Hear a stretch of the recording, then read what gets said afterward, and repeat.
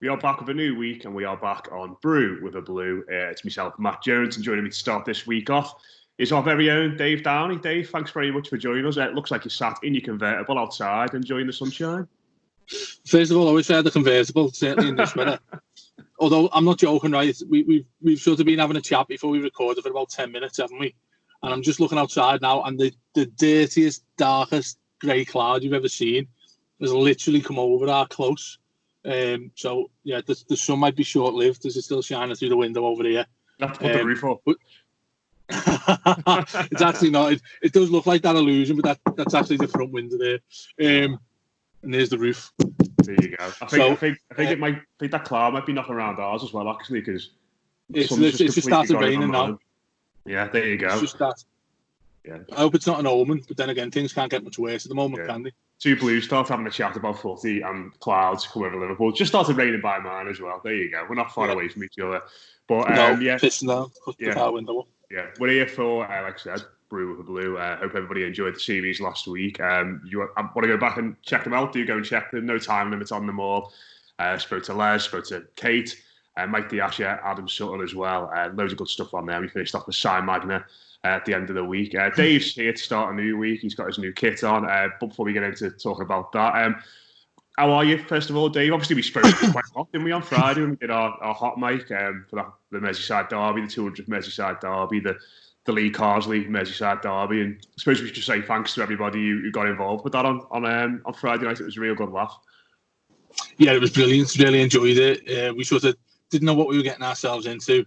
First of all, some apprehension about what we were actually going to talk about for 2 hours, but it seemed like somehow, being typical me, we didn't have enough time to talk about some stuff. So don't ever get me, Mark Mosey, and Rob Reader on one mat together. Oh no! Oh dear. Might be able to do a whole season in one sitting. Yeah, the 2004-05 season on hot mic. Imagine that. But we're doing another one of them on Wednesday. We're expanding it again. It's going to be myself, and I'm going to be having Les Roberts on there to tell us all about the fashion and the hair of the players at the time. I'm sure he'll provide his expert analysis as well, of course. And we're also going to have Gav Buckland on as well. And we're going to be looking back at Everton against Borussia Mönchengladbach 1970 in the European Cup. So plenty to go on there. Some iconic Everton players involved in that game, including Joe Royal, who we've spoken to recently. Some iconic players on the opposition as well, including Gunter Netzer, who I know Gav's very excited to talk about, as I've seen from his Twitter post. So looking forward to that. You're gonna check that one out as well, Dave? Yeah, absolutely. That's from an era that I'm not very familiar with. Obviously, our sort of big period of nostalgia is our most recent successful spell, which was the 80s. I think the 70s and certainly the 60s go as a little bit of a forgotten era for many Blues, particularly younger ones. So I'm just thinking as well, because I think we'll probably get a lot of older fans who probably want to tune into that one, is because it will bring back some massively important memories that they might have forgotten about. And Gav just seems like he doesn't have an age, doesn't he? And he's able to just talk about any match in Everton's history. So yeah, really looking forward to that. It'll give us all a bit of a lesson, I think. Yeah, can I just say it's absolutely battering down here now. So apologies if the signal does cut out a little bit. The heavens are properly open, so we'll take it from there. But no, anyone who is thinking about getting involved in one of them on Wednesday, I try and make it as simple as possible when we put out the tweets about how easy it is to get involved in it, and it does sound a bit daunting to download the app and that sort of thing. But once you've done that, it's so easy. The tech works really well. So please don't be daunted by it. If you want to give it a go, if you've got any questions for us, just give us a shout. So yeah, just moving on. Dave, what else did you get up to over the weekend? Anything in particular? I did a bit of cooking myself. I thought I'd delve out a few recipe books and try and make some new recipes. Well, I was actually in work on Saturday, one of my last couple of shifts that I've got left. So that was nice. It was nice to feel a little bit more normal, even though I work for 5 Live as well. So I was producing the sports bulletins for 5 Live, and it was really difficult to make up different angles on all this now. It's so hard to make like a 3-minute bulletin when you think that literally nothing's happening and you're just getting people's different views on all of this. After you've gone through all the how should the Premier League restart conjecture that everyone seems to be going on about, but at least we had the furlough news as well, which I know we're going to talk about in a moment or two. And then yesterday, I finally took the plunge and got Netflix back. I've been saying I've been really hesitant to do it because I know I'll just go down a rabbit hole with it. Can you actually hear that rain? I can see it on top of your car, yeah. It's like a river going across the top, yeah. So I've started one called The Stranger. Me and my missus started that last night. 2 episodes in, we're absolutely hooked. It looks like it's going to be really, really good. It looks like one of those things, though, like Broadchurch got in the end, where it become like a bit of a victim of its own success, and they sort of found it quite difficult to round off episodes, off the series. So I'm hoping it's not like that, because it's been gripping so far. What else? Yeah, obviously watch WrestleMania as well.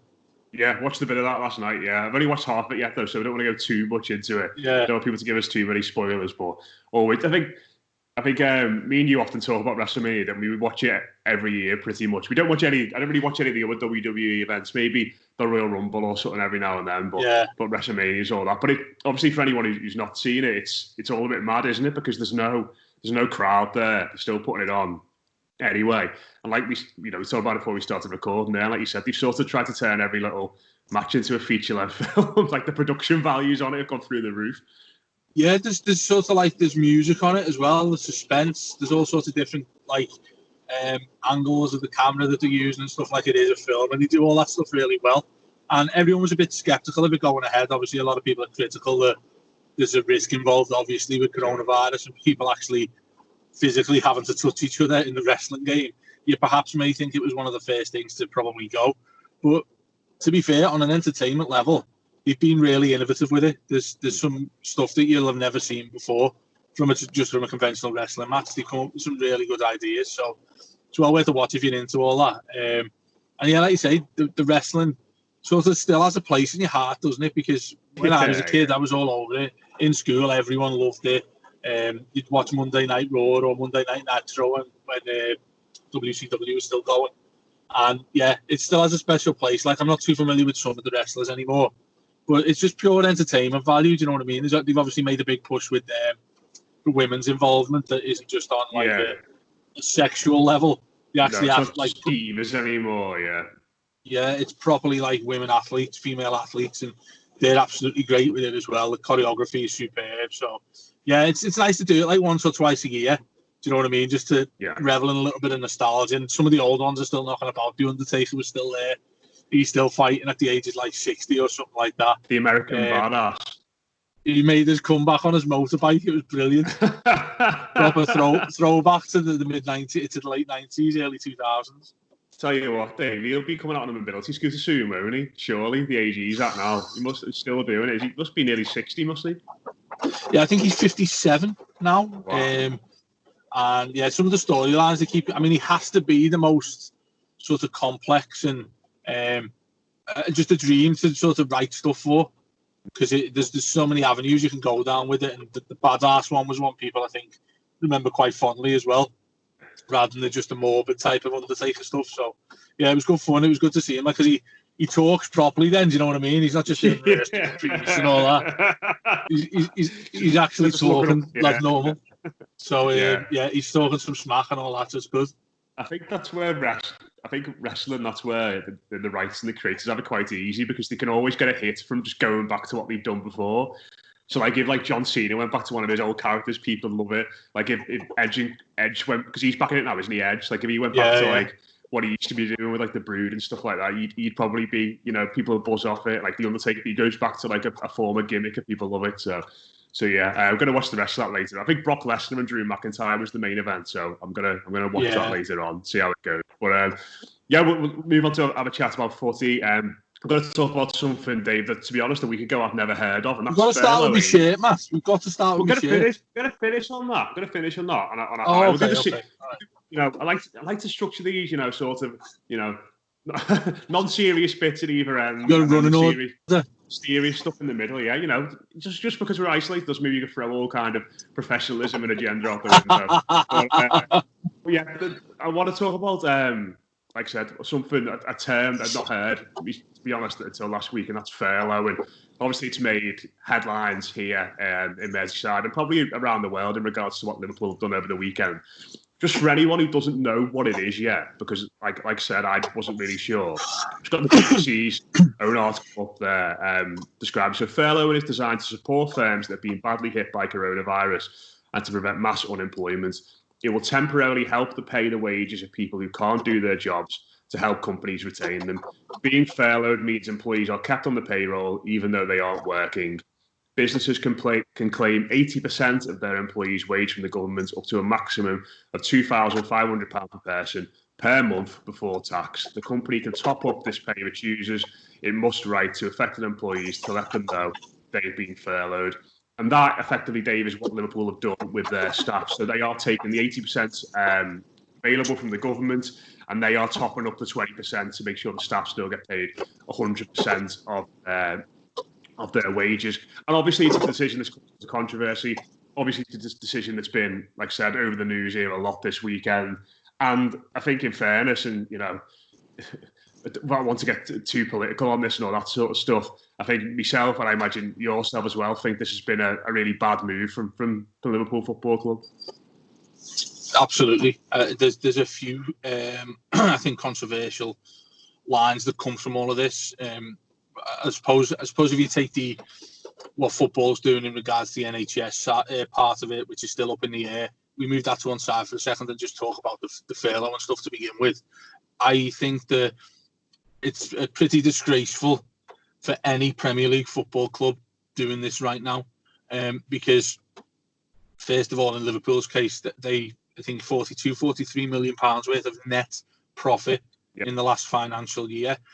This, according to Sky Sports News yesterday, could at a maximum save them £250,000 a month. I think it is. So it might be a week, but even so, that'd be £1 million a month. If it's 250k a week, it's £1 million a month for a period of 3 months, which is currently the law now till the end of May. The 31st of May is when the furlough scheme that the government will support ends. So that means Liverpool are effectively saving around £3 million.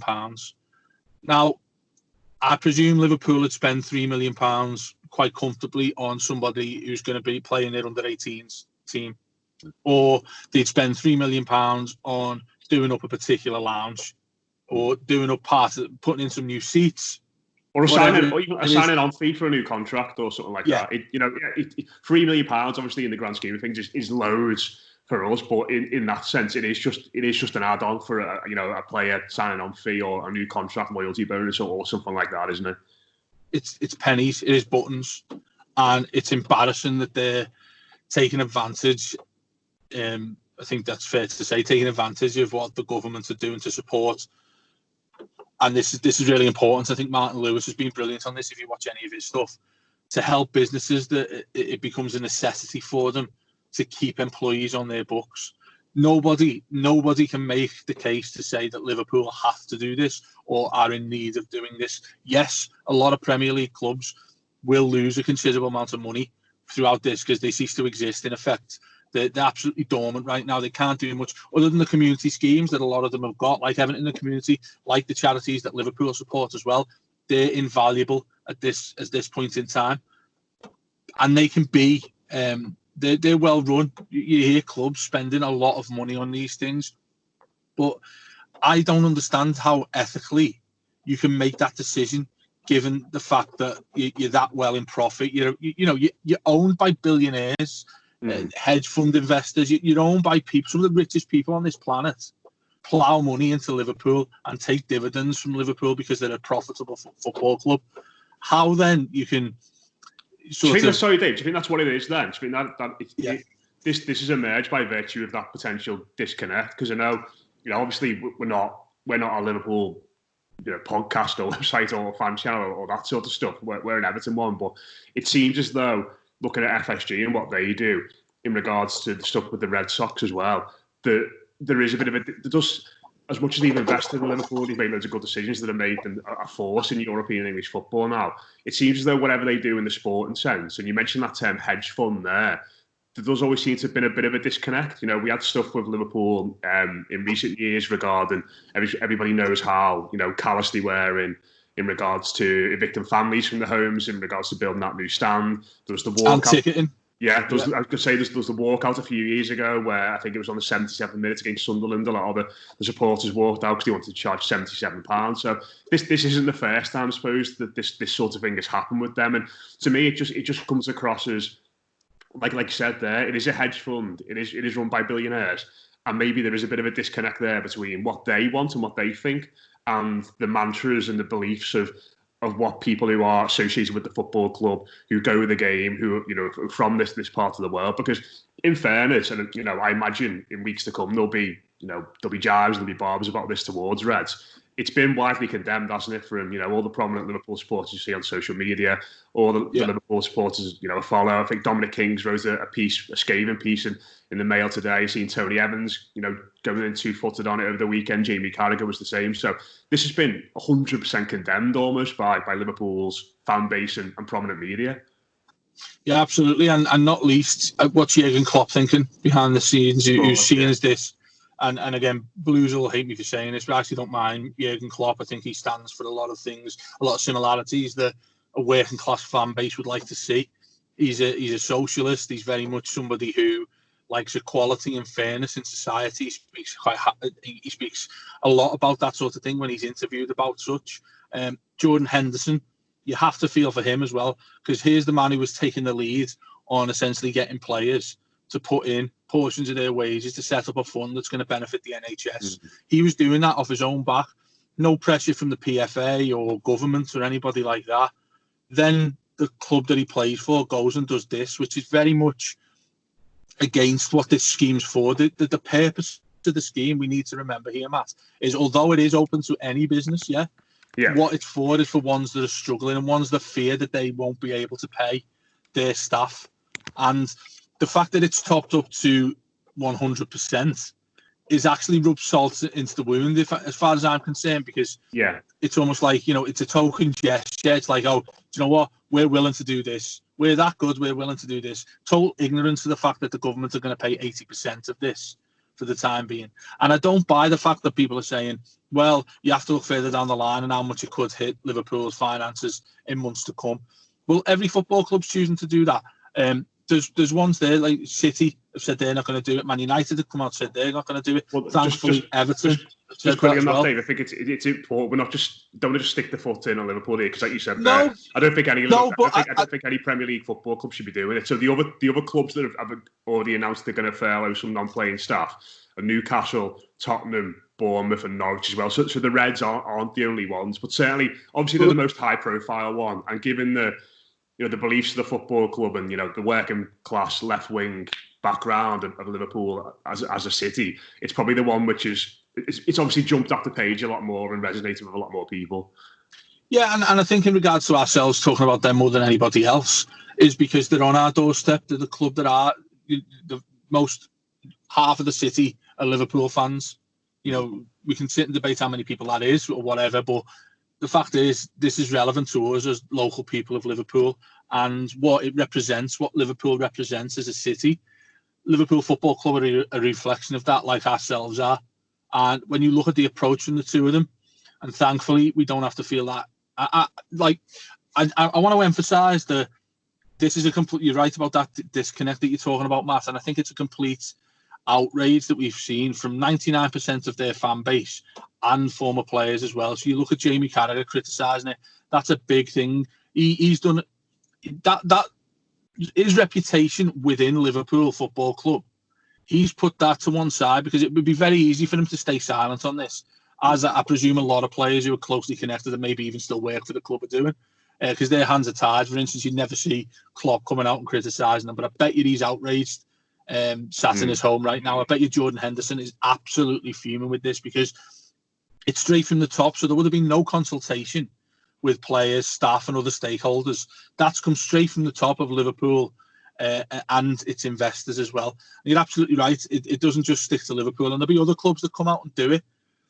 Each of them would have their individual cases for doing it, but you can't tell me clubs like Liverpool, ran by billionaires, Spurs, ran by some of the richest people in the world, and pay their chief executive £7 million in the last financial year. If Daniel Levy give back his bonus that he give himself, that'd pay for those staff that he's choosing to furlough. That's an absolute disgrace. And in times like this, when you see organisations doing that, if you didn't have the connection with them, I'll be honest, if Everton did something like this, Matt, I think strongly about not stopping supporting them, but strongly about ever putting a penny in the coffers of Goodison, season ticket, anything like that. I would think really, really strongly about it and think, what are we doing? What are we existing for? People hold football clubs on pedestals and in high regard because they're the main outlets in many people's lives. They're the main thing they do on weekends. They're the things that they turn to. Football for me is huge, a part of my life. It's my job. It's a huge part of my life.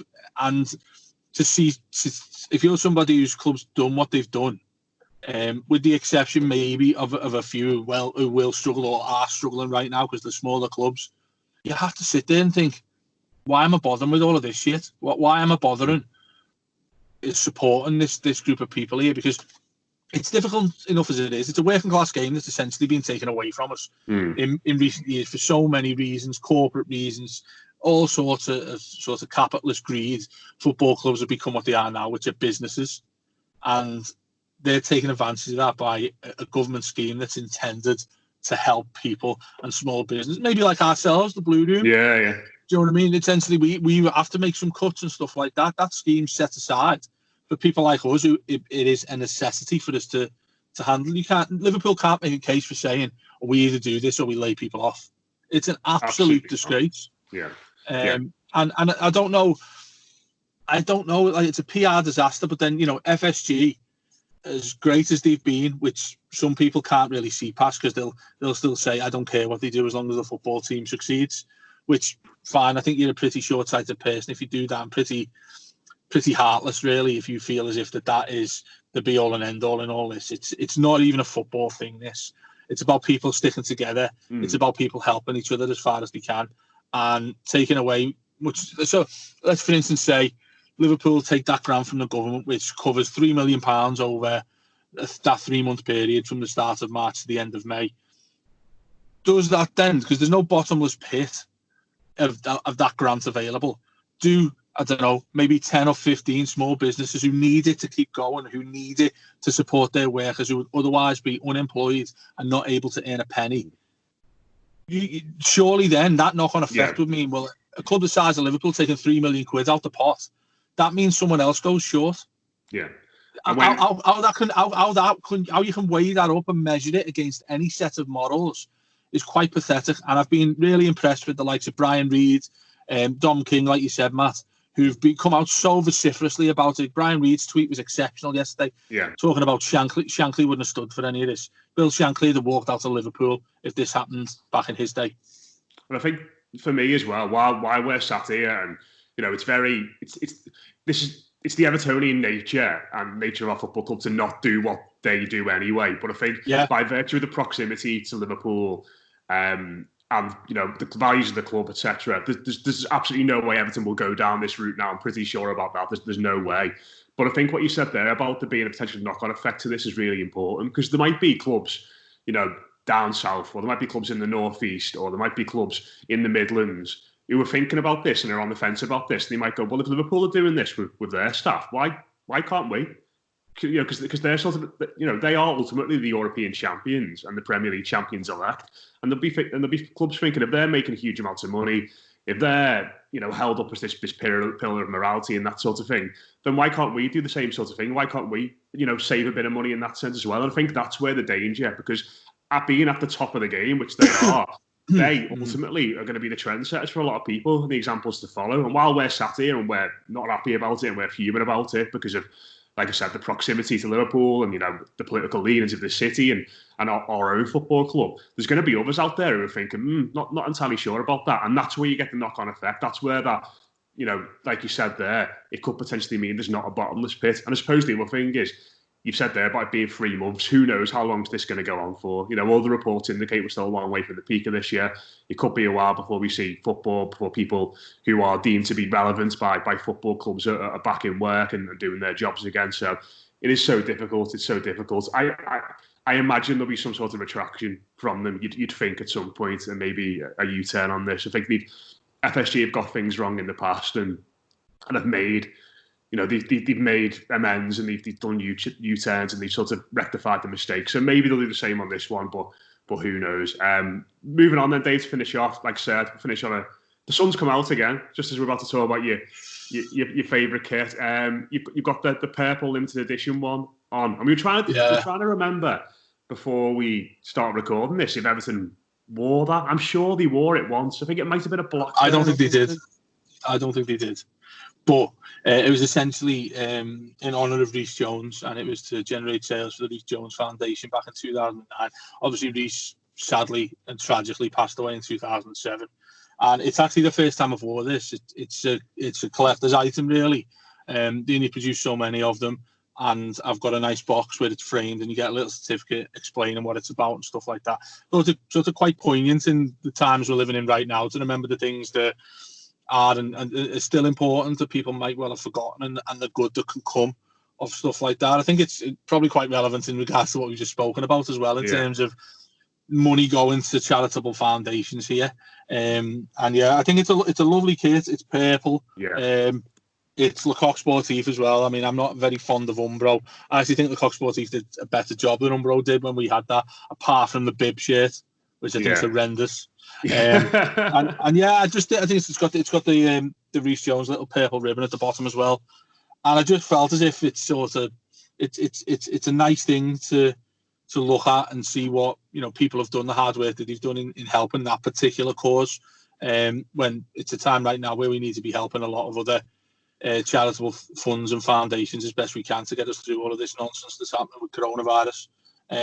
And also, I think it actually looks nice. I think it's a nice top. I've got I'd be happy if this was out of way shirt. Have you got it? Yeah, I've got it. Yeah, to me, mum and dad's. I've got the box, but I used to wear mine regularly. Yeah, and I can remember it's got a little pull on the front, and now, like I said, I regret it so much because it is a sort of keepsake, isn't it? That one it is. Yeah. Because I pulled up an article there about the kit. And it was released in 2007. Everton wanted to raise £100,000 for Liverpool United's children's charities following Reece's death. And obviously, anybody who's not aware of the background of this, the reason it's purple is it's red and blue mixed together. It's all about Merseyside. Obviously, after Reece Jones was killed, they played Z-Cars at Anfield, didn't they? Famously before one of their European games, and his parents were on the sideline. It was a time where everyone did pull together a lot, and there was a lot of good feeling and unity at the time. But yeah, mine's still in my box in my mum and dad's. But I just remember David Moyes modelling it and looking really awkward. Yeah, if you look at the photo, if you Google it, one of the first photos that'll come up is Moyes alongside Reece's mum and dad. Yeah. With the kit on. Did he have as well? Yeah. He looks so awkward. Like he doesn't look like he's a great wearer of football tops. It's dead he doesn't pull them off at all. It's a really awkward looking photo. He's sort of like, I think he's twixt in between actually smiling for a nice picture and trying to look quite subtle because of what the thing is it's about. It's really awkward. It's well worth a look at. Trying to maintain his hard man image, yeah. So it's Reece's parents, and then Moyes has got his shirt on. It's far too big on him. He's had to roll the bottom up to sort of make it down his checks. And did you not think, Matty? Do you not think he looks quite frail in it as well? A little bit, yeah. I know what you mean, yeah. No. I think obviously it's because it's so big on him. He looks like quite scrawny, doesn't he? Yeah. He does a little bit, yeah. I suppose he still has 5 years left of Everton management before he... Still gingered as well, there. Yeah, he is, yeah. Still got 5. I don't remember when that happened. Like, it feels as though this has been a gradual process, but I only just realised the other day, it's like, oh yeah, he's grey now, Moyes, isn't he? He used to have a great shock of bright ginger hair. When you think about when he walked onto the pitch in 2002, that game against Fulham, it was stark ginger, wasn't it? Yeah. And then obviously through the years, it's become much more weathered, as has his face and expression and all that. The one positive you can say from it is some Everton managers since Moyes has left have looked like that in the space of a few weeks. So you have to give him credit for deteriorating slowly. He's managed Everton and West Ham as well. Let's not forget. So the fact he still is an achievement in itself, to be fair. The fact he's got hair left is an achievement to everything. But yeah, I think if you go back through each of his years as Everton manager, I bet you there's a turning point where you think, yeah, there's no ginger left right now. I bet you there's like a definitive 1 year cycle where it's just turned to him and he's just gone completely grey. Because he was grey when he left us. Yeah. You don't want to dye his hair either, is he? I don't think so. I wish you would, laugh. Oh, Dave, really enjoyed that. Thanks very much for taking the time out this morning. Just for people who want to know what we've got coming up this week, Subscribers Weekly will be out tomorrow. I'm going to be hosting that with Mike Diascia, Carl Roper, and Adam Jones from The Echo is going to be on that as well. You're hosting Weekly on Wednesday, Dave, with not entirely sure the schedule's finalised for that yet. We've got Conor O'Neill and Paul McPartland on that one. And Hannah as well. I think Hannah's going to join us as well. Stuff Hannah. Hannah's provided us with a great update on Animal Crossing, how she's getting on that. So tune in for that. All usual. Be interesting to see how Be interesting to see how Hannah's Animal Crossing will weigh up with Paul, who's a little bit of an elder statesman and probably has no idea what Animal Crossing is. That would be a great dynamic, really. Yeah. Interesting. We've also got Kickabout. We've got Mailbag. We had Mailbag go out yesterday from the weekend. We had Les hosting that with Kate joining them as well. So all usual stuff. Like I said, on Wednesday as well, we're doing our second hot mic. It is Everton versus Borussia Mönchengladbach from 1970. Myself, Les, and Gav Buckland on that one as well. If you want to hear a bit more from us in these times, you want to get more Everton content, it's patreon.com/The Blue Room Extra. Dave, thanks very much. Enjoy the rest of the day. Enjoy what sunshine you can safely in accordance with government rules and all that as well. Yeah, I will do, mate. I don't know if I can trust this weather, though, because there's another black cloud coming over now. So. Get inside quickly, then. Get inside quickly. Yeah. But back again with another one of these shows tomorrow. I hope you're enjoying them. I'll speak to you again soon.